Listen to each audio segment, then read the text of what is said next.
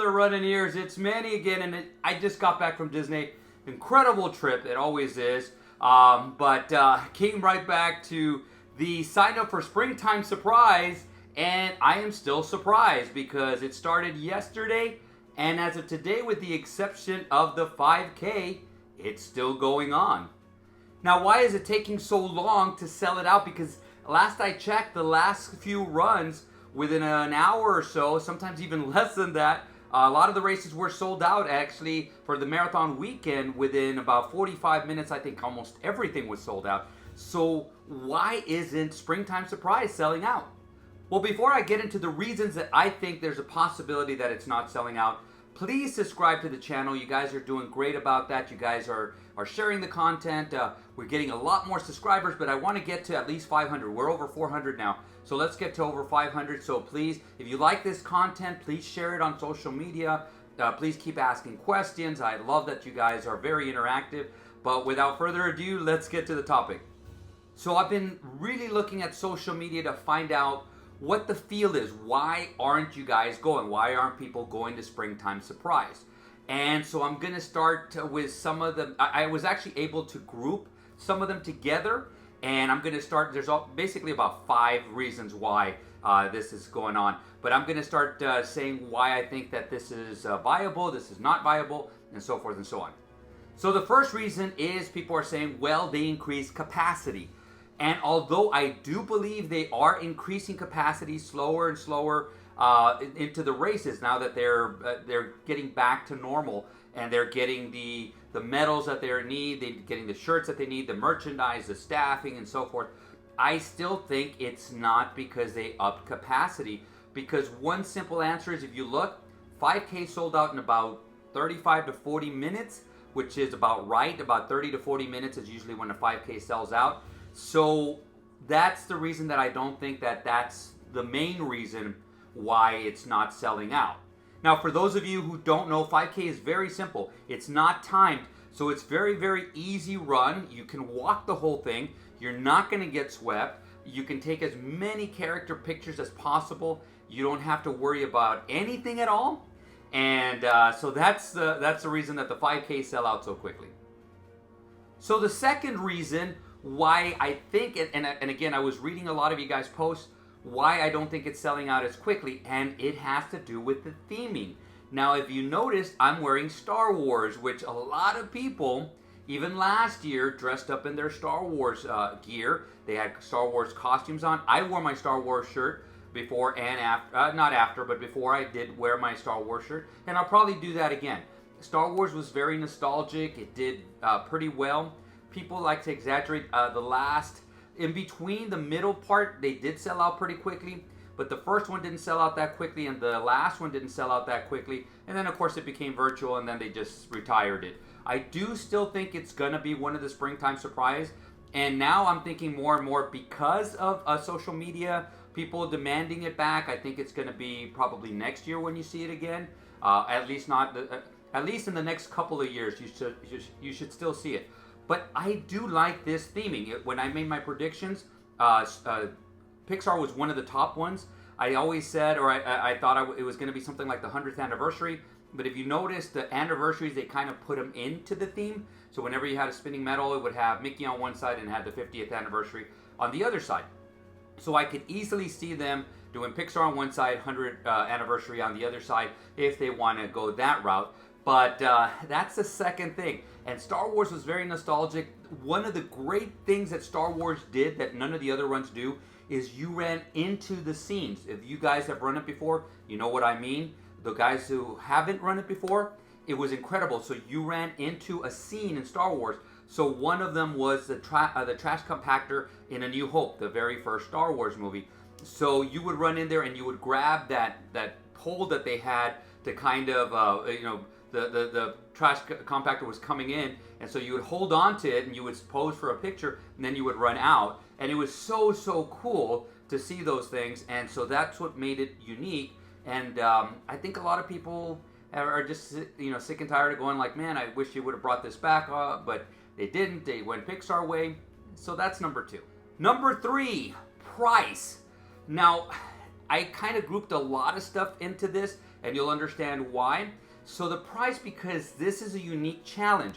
This is 3, and the only other one that you have that's more than 2 is the Dopey, which is 4. And then the price was almost $500 total for the 3 and the 19.3 miles. In comparison, it usually was a little bit less, about $100 less roughly for the two course challenges that they had.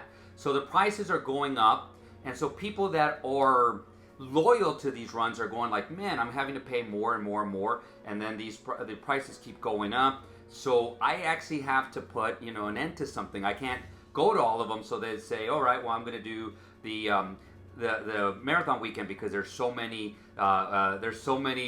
what's it called, 10-year anniversaries. There's the 30th anniversary, the Princess, they have a bunch of anniversaries there too, but nothing with the Springtime Surprise. As a matter of fact, from what I understand, Springtime Surprise is not going to have anniversary runs, so they're not going to put any legacy runners in it. So again, what incentive do you have, especially when you have to pay more of a price?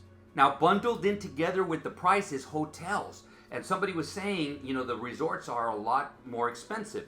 So I looked myself, and I booked at the same resorts for January and April, one for 6 nights, one for 5 nights, and the 6 nights is actually cheaper than the 5 nights. So price is also there when it comes to the resort, staying on property. Then again, you have the prices of the flights, which haven't, I do Southwest, so those haven't come out yet. So a lot of people are sitting there going like, man, I'm going to have to spend even more money and more money. And here goes the wild card, the one that people don't take into consideration is, I have an annual pass because I go to so many runs, it just became very viable. So I bought it a long time ago and I keep renewing. But a lot of the people who got in or were grandfather claused in had the lower passes. So when they renew it at the lower one.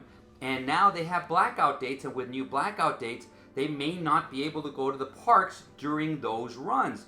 And so I saw some people questioning about that. And so if that's the truth, if that's really happening, that again goes into price, because now they're going to have to buy tickets to go in there. And again, the single day, the 4-day passes, 5-day pass, whatever it is, they're raising the prices over and over and over. So now you got the price going up for the resort, you got the price going up of the race, the price is going up in the parks. I mean, there is a place where you just sit there saying, I can't afford to go.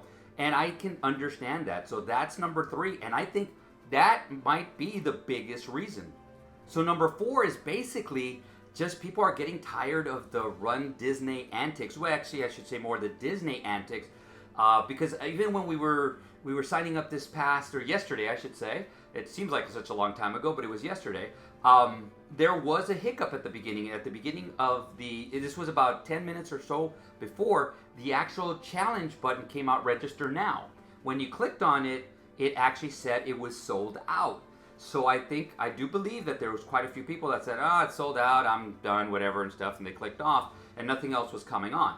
So these kind of antics, and then what happened with the marathon registration, I think people are starting to get a little bit of they're getting tired of this, because people take time off of work to come to register, and then when it extends from 1 hour to 4, when they get something that says it's sold out and it's not, these IT problems, they start adding up, and people start getting frustrated, and they say, you know what, I'm not going to put up with that. And I can completely understand that. And guess what? They always say this, you know what, I saw there's another race, and I can just go sign up for half the price, even less than half the price, and I can just sign up with, I don't have to worry about anything. It's really quick. I don't have all these fees. I don't have to think about park tickets, all these things, and I can just go and have fun. I don't blame them either, and a lot of runs are going to be happening at that time too, and triathlon season starts about then. So a lot of you guys who are transitioning from just running into triathlons or duathlons, this is good time to start doing them. So again, all of a sudden, Springtime Surprise is not as a priority as it was during the Star Wars era. With that said, I think I'm going to start using that. So whenever we talk about the Springtime Surprise, I'm going to talk about the Star Wars era and then the Springtime Surprise era. So it's going to be broken down into 2 eras. I just thought of that right now. I thought that was a cool thing. And then the last thing, number 5, that I thought about, and I saw some people posting about this on social media, is the distances, because now it just goes up to a 10 miler. People are so used to the last run as a half marathon or a marathon, so they want to get these longer runs in. So these 10 milers, which I think is a possibility they may stay, especially if they stay with this formula, they might stay, and people are gonna say, well, I don't know, because to me it's like it's not as challenging as a half marathon. And a half marathon, whenever you hear the word half marathon, it kind of has some kind of stature to it. So when you run a marathon or an ultra marathon, a half marathon, when you get to round numbers like a 10K or a 5K, especially within the running community, there is something in your mind that says, wow, okay. When you say a 10 miler, people are going to, okay, what's that in reference to? And it's between a 10K and between a half marathon. And again, to a lot of people that are new to running, that are non-runners, it's kind of hard to wrap their mind around it. And so I could easily see the people that were talking about that saying, well, I would have done it, it was a half marathon. I can easily see your point, because psychologically speaking, you're sitting there going like, okay, I feel more of an accomplishment whenever I do a half marathon versus when I do a 10-mile run.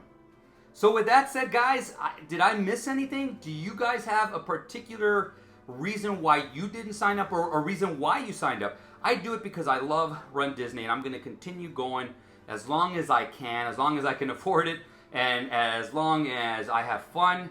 But the key is, guys, if you're going to go there, have fun. Do I think that these runs will eventually sell out?